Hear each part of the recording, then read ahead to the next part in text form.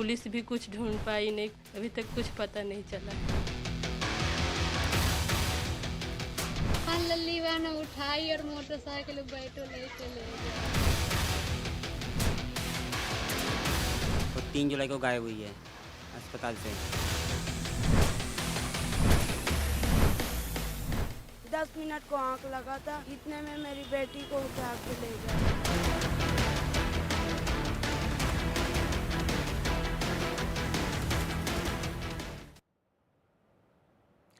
नमस्कार, मैं हूं आपके साथ चंदन भारद्वाज और आप देख रहे हैं एनडीटीवी की खास मुहिम लापता बच्चे।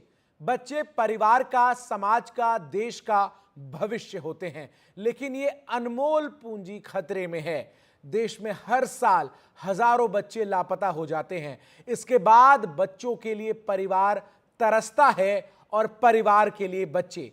इससे बड़ी पीड़ा हो ही नहीं सकती। लेकिन इस दर्द का एक और पहलू भी है। वो पहलू है चोरी किए गए बच्चों से अमानवीयता। ये बच्चे जिनके पास पहुंचाए जाते हैं, वो बंधक बनाकर इनसे काम करवाते हैं, देह व्यापार के धंधे में इन्हें धकेलते हैं, भीख मंगवाते हैं, शरीर से अंग तक निकाल कर बेच देते हैं। ये घिनौना काम सालों से होता आ रहा है। हमने यही स्थिति बदलने की ठानी है और इसी पर एनडीटीवी की बड़ी मुहिम आज हम दिन भर चला रहे हैं, लापता बच्चे। अपनी इस खास मुहिम में हम उन माता पिता और परिवार तक पहुंच रहे हैं जो अपने बच्चों के लापता होने का दर्द सह रहे हैं। उन लोगों से भी बात कर रहे हैं जो बच्चों के अधिकारों की, बच्चों को गिरोहों से बचाने की लड़ाई लड़ रहे हैं और सरकार की तरफ से की जा रही कोशिशों का भी असर परखने की कोशिश में लगे हुए हैं। लेकिन सबसे पहले आपको एक छोटी सी रिपोर्ट दिखाते हैं।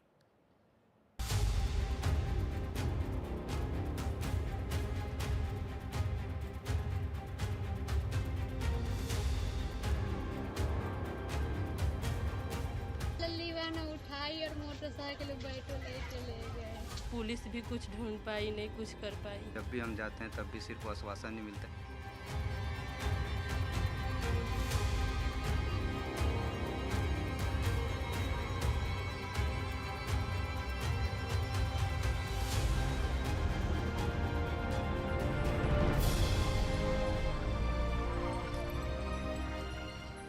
एनडीटीवी आज पूरे दिन आपको दिखा रहा है एक ऐसा कार्यक्रम जो सिर्फ एक विशेष अभियान नहीं बल्कि एक संघर्ष है।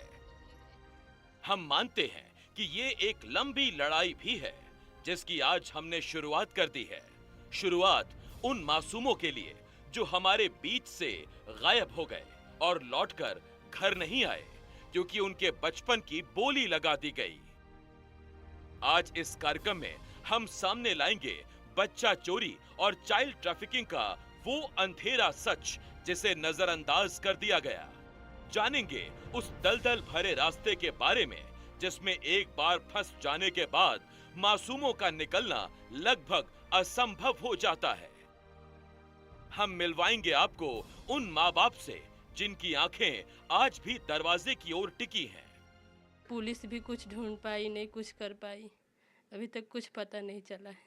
जब भी हम जाते हैं तब भी सिर्फ आश्वासन नहीं मिलता है, लेकिन उसके ऊपर कोई प्रगति नहीं मिलती कि हमने कुछ किया, कुछ देखा, कुछ जाना। सामान लल्ली वैन उठाई और मोटरसाइकिल बैठो ले चले गए। कितने साल, कितनी उम्र थी बच्ची की? 1.5 साल की। अब हम आपको उस सिस्टम का हाल भी दिखाएंगे जो कभी कामयाब तो कभी लाचार नजर आता है। और इसी के साथ देश भर में मौजूद एनडीटीवी के रिपोर्टर्स आपको ले चलेंगे उन जगहों तक जहां लगती है बच्चा मंडी।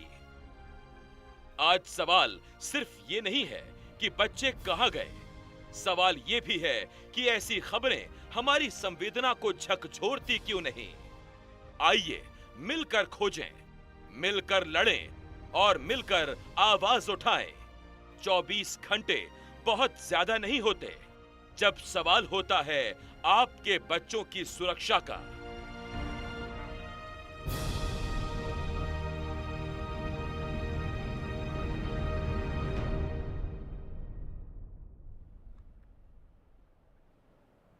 आज जिन बड़े सवालों को केंद्र में रखकर हम बच्चा चोरी और पीड़ित परिवारों की परेशानी को लेकर चर्चा कर रहे हैं। अब वो 5 बड़े सवाल मैं इस वक्त आपके सामने रखता हूं।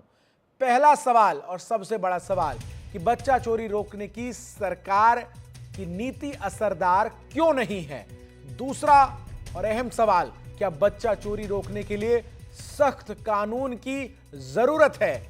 तीसरा सवाल है कि पुलिस के पास मामलों की जांच के लिए क्या पर्याप्त संसाधन उपलब्ध हैं। इसके इतर एक बड़ा सवाल यह भी है कि क्या पुलिस को बच्चा चोरी रोकने की खास ट्रेनिंग दी जाती है। और फिर जो अंतिम सवाल है वो ये है कि क्या बच्चा चोरी रोकने में समाज की भी भूमिका हो सकती है। समाज की क्या भूमिका हो, ये 5 बड़े सवाल हैं।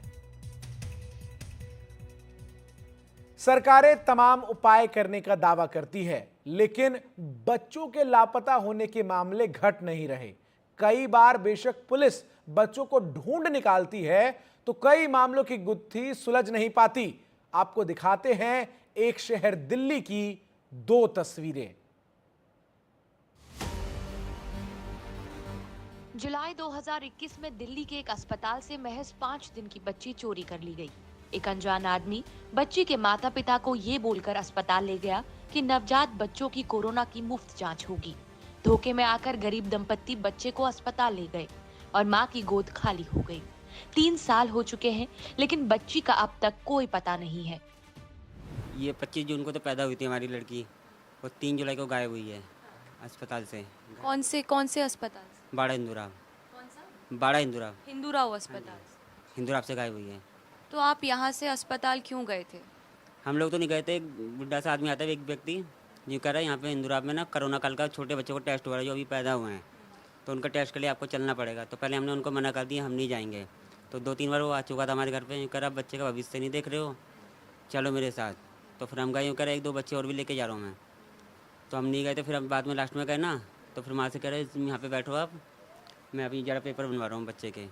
फिर मेरे को भेज दिया बच्चे लेने के लिए। अपनी माँ से कह रहा गुड़िया को ले आओ और अपनी इसकी मम्मी को मत लेके आना। मैं लेके गया वहाँ पे, कह रहा बच्ची मेरे को पकड़ा दो, इसकी मम्मी को बुला लो। फिर मैंने की बच्ची ने कहा बच्ची मेरे पास ही, आप लेके आ जाओ बेफिक्र, मैं यहीं मिलूंगा मैं आपको। मैं जब तक इसको बुला के लेके गया वहाँ पे, वो वहाँ से गायब हो गया। वहीं दूसरी ओर पुलिस की मुस्तैदी से एक मां को उसका खोया हुआ बच्चा मिल गया। फुटपाथ को ही अपना घर समझ चुकी ये महिला अपनी बच्ची के साथ सो रही थी, तभी एक शख्स बच्ची को उठा ले गया। कई दिन की जद्दोजहद के बाद पुलिस ने बच्ची को एक बस्ती से बरामद किया। 4 महीना हो गए मैम। 4 महीना पहले की बात है, मैं सो रही थी, सोए बिस्तर में 10 मिनट को आंख लगा था, इतने में मेरी बच्ची को उठा लिया था। वो बंदा को बोल रहे थे यहीं कहीं के रहने वाला कह के। वो बंदा यहाँ का रहने वाला नहीं है मैम, वो रहने वाला है मंगोलपुरी का। फिर वापस मिला बच्चा आपका? मेरा बच्चा वहाँ छोड़ के भाग गया था। कोई बुढ़िया को मिला था, उसने वहाँ जमा कर दिया। वो क्या बोलते हैं उसका, वो नाम मुझे याद नहीं आ रही है मैम। तो फिर पुलिस वाले वापस ले आए बच्चे को? जी, कंप्लेन किया था मैं। अच्छा, कंप्लेन करके बच्चा वापस आ गया? जी। मामले 2 अलग अलग हैं, लेकिन दोनों में एक बात समान है और वो है गरीबी। एक माँ को अपनी बच्ची के वापस आने की उम्मीद है तो दूसरी को बच्ची को पालने की चिंता। दिल्ली पुलिस मुस्तैदी से खोए हुए बच्चों को उनके परिवारों तक पहुंचाने का काम कर रही है। मिशन तलाश के तहत बच्चों को खोजा जाता है। गुमशुदा बच्चों की तलाश में टेक्नोलॉजी अहम भूमिका अदा कर रही है। मिशन तलाश 2000 जब भी हमने शुरू किया तो हमारे पास बहुत ज़्यादा चैलेंजेस थी कि इनके बारे में हमें इतना बेसिक नॉलेज नहीं था कि किस तरीके से इनको हम रियूनाइट करें, क्या प्रोसेस हो सकता था।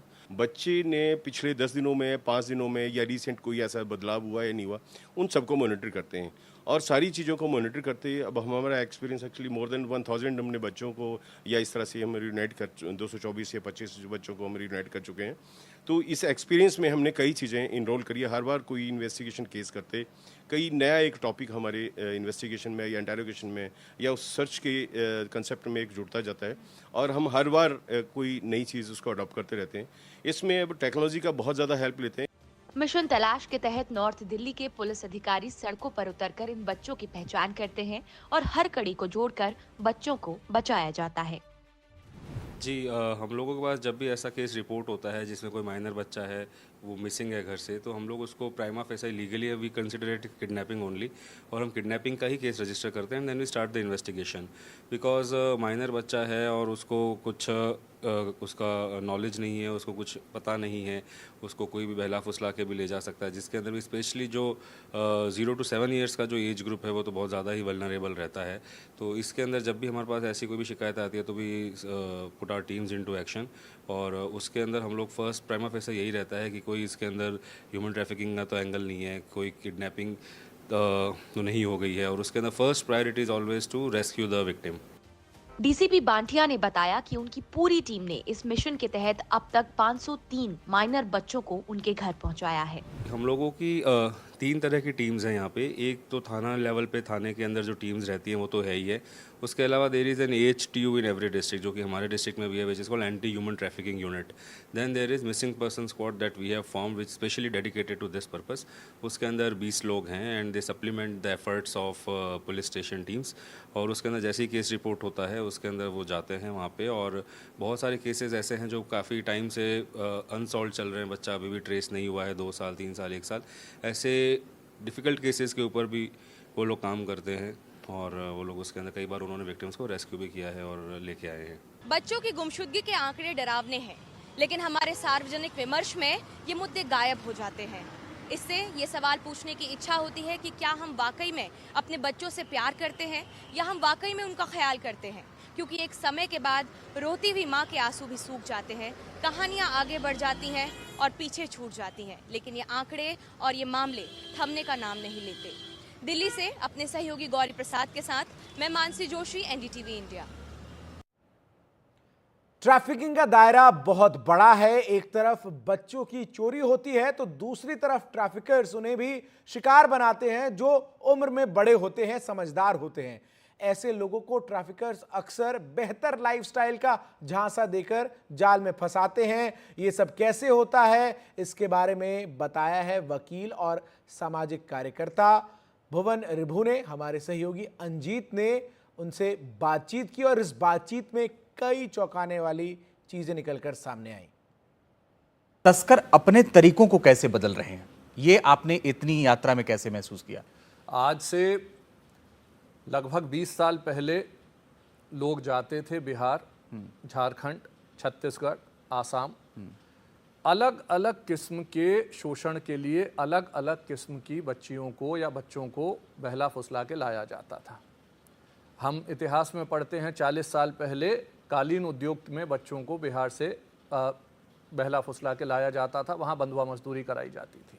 लेकिन 20 साल पहले जब कालीन उद्योग नीचे हुआ तो गारमेंट इंडस्ट्री बढ़ गई, कपड़ा उद्योग ऊपर आया। कपड़े उद्योग के लिए बच्चों को जो है जरी के काम में लेके आने लगे, दिल्ली में लेके आने लगे। दिल्ली में जब हाई कोर्ट के आदेश के बाद पूरा क्रैकडाउन हुआ और लोगों को अरेस्ट करना शुरू किया गया, फैक्ट्रियां सील होनी शुरू हुई, तो यहाँ से उद्योग उठ के रामपुर, मुरादाबाद, आसपास के इलाकों में चला गया। तो ये तो था जो ट्रेडिशनल ट्रैफिकिंग थी। हम गए गांव में बच्चों को बहलाया फुसलाया ले आए। हम गए गांव में बच्चियों को हमने कहा कि प्लेसमेंट एजेंसी के लिए तुमको लेके चलते हैं, यहाँ लाके प्लेसमेंट एजेंसी में भी लगाया और उनका यौन शोषण भी किया, उनको बेचा भी गया, उनके वीडियो भी बनाए गए, वीडियो भी सर्कुलेट किए गए। और जैसा हमने उस वक्त 2002 में एक रिसर्च की थी कि नेपाल से सैकड़ों की संख्या में लड़कियां ये बरगला के लाई जाती थी कि तुम्हें सर्कस में काम करने के लिए ले जा रहे हैं, और 10% से कम सर्कसों में जाती थी, बाकी सारी किसी न किसी बहाने से ब्रॉथल्स में या अलग अलग किस्म के यौन शोषण में बेच दी जाती थी। बच्चों की चोरी यानी चाइल्ड ट्रैफिकिंग के खिलाफ मुहिम चलाने वाले सामाजिक कार्यकर्ता JR शरण से दिल्ली में हमारे सहयोगी शुभांग सिंह ठाकुर ने बात की तो उन्होंने चाइल्ड ट्रैफिकर्स के पूरे मॉडस ऑपरेंडी यानी काम करने के तरीके का खुलासा कर दिया।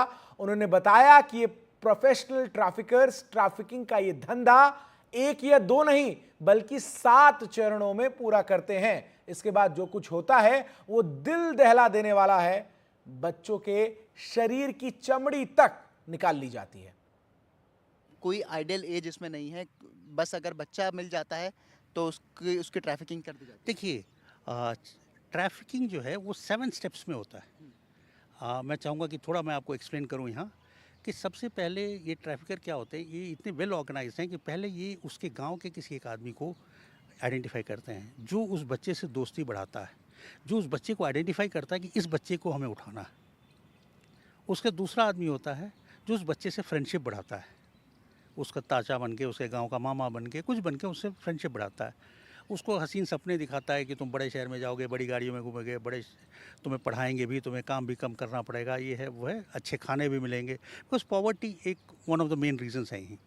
तो जैसे ही ये होता, वो बच्ची को अपने स्टेट से मेट्रोपॉलिटन में लाया जाता है और मेट्रोपॉलिटन में लाके फिर कहीं ना कहीं होर्डिंग होती है, उन बच्चों को रखा जाता है। फिर फाइनेंसर ढूंढा जाता है, जो फाइनेंसर्स इन बच्चों को खरीद फेंक को फाइनेंस करते हैं, जो पर डे की फाइनेंसिंग पे पैसा चलता है वहाँ। उसके बाद एक्सप्लॉयटर ढूंढे जाते हैं, जो पहली बार, जैसे एक आपको एग्जांपल दे दूँ, नथुनी उतारना एक राजस्थान में कल्चर है। वहाँ एक ट्राइब है जो अपनी बच्ची जब पहली बार उसकी पीरियड स्टार्ट होती है तो वो किसी न किसी रिच आदमी को 5, 7, 10 लाख में बेचे जाती है फॉर वन नाइट, और उस पैसे से वो पूरा कम्युनिटी जो है वो पार्टी करती है, अपना भोज भात करती है। तो ऐसे ऐसे जब हमारे यहाँ रीति रिवाज हैं तो आप सोच सकते कि क्या होता है। प्लस बीच में अभी 4-5 साल पहले एक बहुत बड़ा अफवाह भी फैलाया गया था कि अगर आपको एड्स है या if you are an HIV positive और अगर आप वर्जिन गर्ल के साथ सेक्स करते हैं तो आपका वो भी ख़त्म हो जाएगा, which was a myth, but it was created to earn, और लोगों ने जम के पैसा कमाया उसमें। और इसके आड़ में ड्रग्स का भी धंधा बहुत चलता है। जहाँ ह्यूमन ट्रैफिकिंग है वहाँ ड्रग्स की धंधे हैं, क्योंकि आप इमेजिन कीजिए, हर रेड लाइट एरिया का एक थंब रूल होता है कि हर बच्ची को 20 क्लाइंट पर डे एंटरटेन करना है। अब आप सोच सकते हैं sex as a human body is a requirement, लेकिन जैसे 20 क्लाइंट, कितना बड़ा टॉर्चर है। और क्या वजह हो सकती है बच्चों को तस्करी करने की? देखिए, आजकल एक नया ट्रेंड चल चुका है कि इवन स्किन ग्राफ्टिंग करते हैं बच्चों का, और वो स्किन यूज़ होता है प्लास्टिक सर्जरी में, फेस लिफ्ट जो कराते हैं बड़े बड़े लोग उसमें, लेडीज़ जो ब्रेस्ट अपना लिफ्ट कराती हैं उसमें। तो ये सब जो स्किन है, ये ऑलमोस्ट जहाँ तक मुझे पता चला है कि पर centimetre it's cost more than 2 to 3 lakh rupees पर सेंटीमीटर। इसको लेकर के भी बच्चों की तस्करी हो रही है? जी, पहले केवल होता था कि हार्ट को निकालने के लिए, आंख निकालने के लिए, आइस तोड़ के, या छोटे बच्चे मिल गए तो हाथ पैर तोड़ के उनसे भीख मंगवा रहे हैं, लेकिन अब इस स्थिति तक आ गए हैं हम। एक तरफ अगर बच्चों की चोरी हो रही है तो उसे रोकने के उपायों पर काम करने वाले भी हैं। उन्हीं में से एक है मुंबई के अक्षय। अक्षय ने बच्चों को ट्रैफिकर से बचाने के लिए QR कोड बेस्ड एक सिस्टम तैयार किया है। बच्चों के पेंडेंट में एक QR कोड होता है जिसे स्कैन करने पर उसका सही पता ठिकाना मिल जाता है। मुंबई में एक महिला का 8 साल का एक दिव्यांग बच्चा घर से भटक गया, लेकिन QR कोड वाले इसी सिक्योरिटी सिस्टम ने उसे गलत हाथों में पड़ने से बचा लिया। उस परिवार से बात की है हमारी संवाददाता सुजाता द्विवेदी ने। QR कोड वाले इस पेंडेंट के लाभार्थी से हम बात करने वाले हैं। ये वो लाभार्थी हैं जिनका बेटा, क्योंकि ये एक स्पेशल चाइल्ड है, इसके गले में इस प्रकार ये पेंडेंट पहना दिया गया है। और इस पेंडेंट को अगर आप स्कैन करेंगे तो विनायक, जो इनका नाम है, इनकी सारी डिटेल्स आपको इस QR कोड के ज़रिए मिल जाएंगी।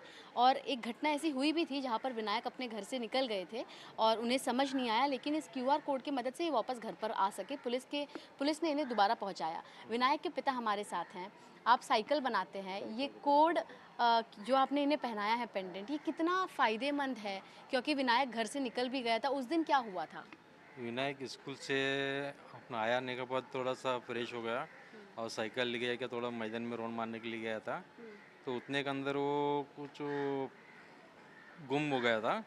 वो गुम होने के बाद फिर बाद में मैंने बहुत ढूंढा तो मिला ना। लास्ट को पुलिस स्टेशन में जाके कंप्लेंट किया। वो कंप्लेंट करने के बाद मैं पूछा उसने क्या क्या कपड़ा पहना। वो बोला मैंने ये कपड़ा पहना और एक गले में एक बारकोड पहना हुआ है। वो बारकोड इंटर करेगा तो अपने को पता चल जाएगा कि इधर तक वो अपने को मिल जाएगा। तो फिर बाद में वही पुलिस स्टेशन में वाला ने सब लोग को, पुलिस एरिया को कंप्लेंट किया, अर्जी दिया। तो उसने ठीक है हम ढूंढने के बाद आपको बताएगा बोला, तभी उसने बताया।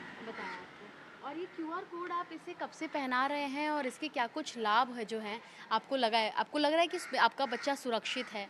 नहीं, सुरक्षित है। ये पेन ड्राइव मिलने से बाद ही मेरे को बच्चा मिला है, नहीं तो ऐसा बच्चा मिलता नहीं था, फटक से मिलता नहीं था। क्यों, ये इंटर करने के बाद, क्या स्कैन करने के बाद मालूम पड़ जाता है बच्चा किधर का है, कुछ किसका घर का है, सब मालूम पड़ जाता है उसका। तो आसानी होती है क्योंकि बहुत आसानी होता है, बहुत आसानी हो गया मेरे को। ये पुलिस वाले ने इंटर करने के बाद मेरे को फ़ोन करके बुलाया मेरे को, तो मिलाने के बाद फिर आदमी जाके मेरा बच्चा को जाके लेके आया मेरे को। इनकी मम्मी हमारे साथ है विनायक की। आंटी क्या बोलेंगी कि जिस प्रकार विनायक अपने, क्योंकि चला गया था, आप तो बहुत ज़्यादा टेंशन में आ गई रहेंगी? कुछ नहीं, घूम गया तो थोड़ा डर लगता है ना। डर लगता है। फिर वो किधर मिलेगा नहीं बोल के डर लगा, वो कले में इसलिए जल्दी मिल गया, अच्छा हो गया। ये पेंडेंट पहनाया अच्छी चीज़ है, इसलिए जल्दी मिल गया, अच्छा लगा। के फ़ायदे जो है वो कई सारे हैं, जिसका फ़ायदा खुद विनायक के परिवार वालों ने उठाया जब वो एक दिन अपने घर से निकल गया था और जिसके बारे में किसी को पता नहीं था, लेकिन क्योंकि उसने अपने गले में वो पेंडेंट पहना हुआ था, जिसके चलते उसे ट्रैक करना बहुत ज़्यादा आसान हो गया। मुंबई से कैमरा पर्सन अर्जुन चिकले के साथ सुजाता द्विवेदी, NDTV इंडिया के लिए। हमारी ये मुहिम लगातार जारी है। अब शाम 4:57 पर आप एक बार फिर इस मुहिम से जुड़ सकते हैं। और जो हमारा सवाल है कि क्या बच्चा चोरी रोकने के लिए सख्त कानून की जरूरत है, इस पर अपनी राय 7303388311 इस नंबर पर मैसेज कर हमारे साथ साझा कर सकते हैं। आप अपना नाम और अपने शहर का नाम जरूर लिखें।